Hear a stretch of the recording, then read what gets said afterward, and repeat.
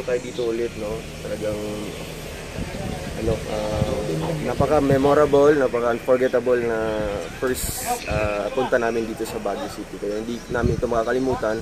Siyempre, yung mga memories dito is na-build na, di ba? Sa tayong lahat, no? Mga Team Kalingap. And siyempre, magsisilbi itong ano, yung alaala na lang. Sa sunod na mga pagbalik natin dito, na sa unang pagbalik, no, may kwento na lang natin sa ating mga kasamahan na first met natin dito, kung ano yung na-experience natin. Kaya, ayun, napakasaya natin and actually hindi naman sulit talaga yung ilang araw, no? 3 days yata. Kulang na kulang, no? Marami pa tayong hindi napuntahan ng mga tourist spot dito, mga lugar na talagang kamangha-mangha or pinapasyalan o dinadayo ng mga turista. Kaya sana for the next time, no, maglaan tayo ng mga medyo mahabang oras o araw para talaga mapuntahan yung lahat, no, or yun nga, mapuntahan natin at ma-enjoy or ma-experience natin kung ano-ano mga ano nila dito. Hindi pa tayo nakakain ng mga favorite food dito sa Yes, yung mga ano nila, yung mga niluluto sa kawayan. Oo, yun, Hindi pa natin experience yun. Kaya nga, hindi pa tayo nakasubo. Oo. Pero somehow, ano man, masaya man din, no? Kasi nga, at least ito yung first time natin na nakasama si Kuya Bal sa kanyang birthday dito sa Baguio City, diba? Napaka-memorable na ito na birthday ni Kuya Bal kasi sama-sama tayo, no?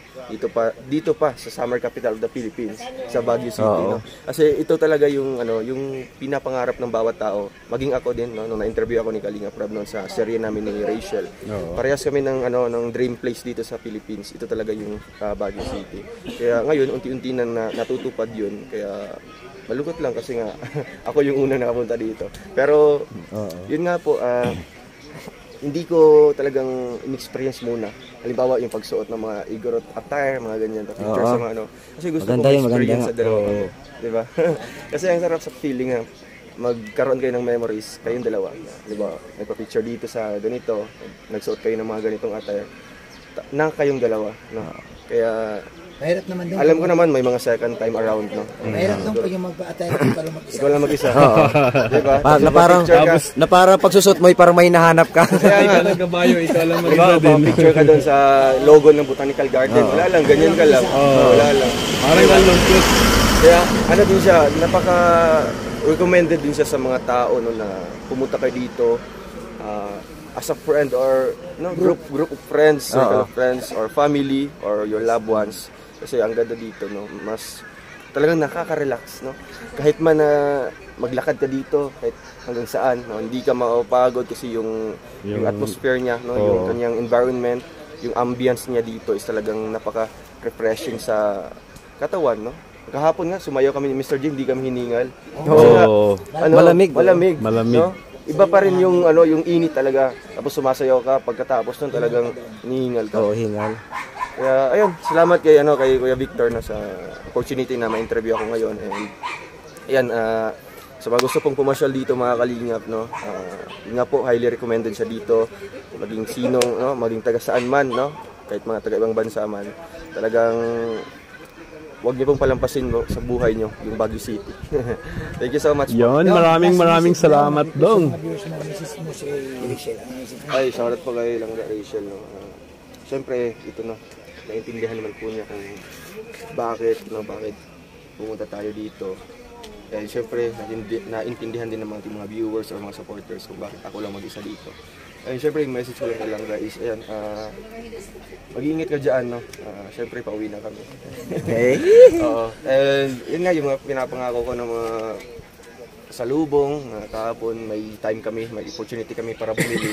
Kaya ginrab namin yung opportunity na yun para makabili. Kasi ngayon, baka ngayon, diretso ng uwian, di ba? At least, nakaano tayo dito. And ayun, thank you so much sa paalala lang kahit nandito ako, yung talagang mag-rest kaagad daw, kakain, and syempre, yun nga, mas i-enjoy ko. Pero talagang kahit ganoon man, hindi ko talaga magawa. Tinatry ko yung self ko na mag-enjoy, at least sa paano na-enjoy ko naman, no?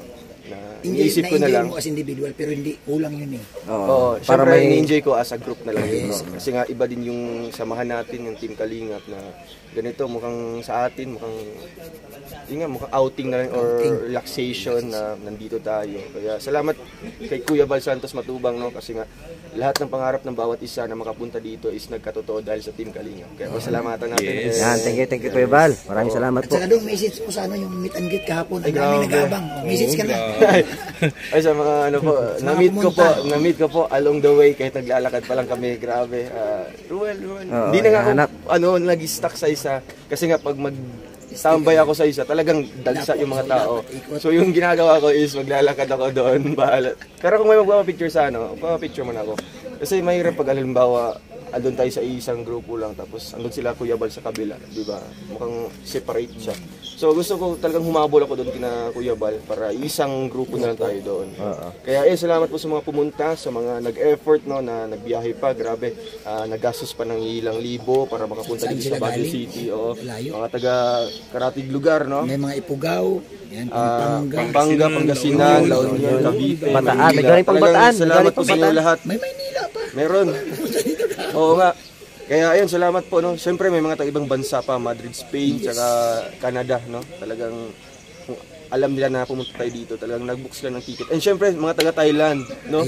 Yung isang grupo po na taga Thailand umuwi pa dito para i-meet tayo. Grabe. Alam nila sa meet and greet. Sobrang nakakataba ng puso yung mga message niyo sa amin, no. Yung simpleng pagpapapicture lang sa amin, talagang nakakatuwa, no. Yes, kasi nga simpleng tao, di ba? Simpleng tao tayo na yung alam mo lang ay tumulong. Pero hindi natin alam na may mga tao pa lang naka-appreciate, no? Mahanga sa atin, nagiging inspiration tayo, no? Kasi hindi naman siya mag-aksaya ng libong-libong pera kung di tayo. Yes, no? Kasi nga yung iba may mga trabaho pa, no? Eh syempre yung Sabado is talagang ano yan, halimbawa for family, no? Or para sa personal na mga ginagawa nila. Pero bumiyahe talaga dito para ma-meet tayo. Kaya salamat po, sulit din po, no? Maraming Yung salamat pagpasyal talaga. namin dito is masasabi namin hindi siya sulit. Pero yung na-meet namin yung mga supporters dito, yung Team Kalingap, mga supporters, viewers, talagang masasabi namin sulit at napaka-memorable na pagpasyal namin dito sa Baguio. Ayun.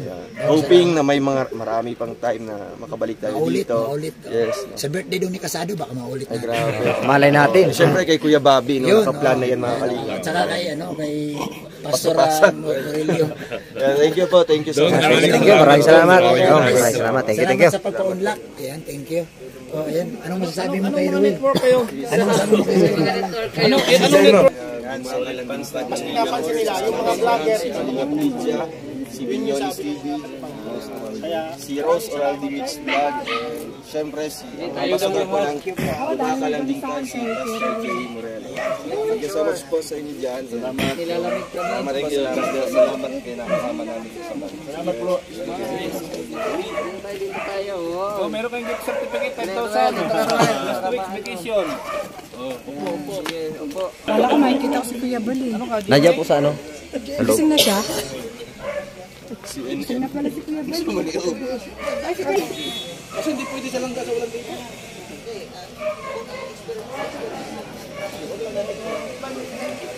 Konti lang. Kaya lang.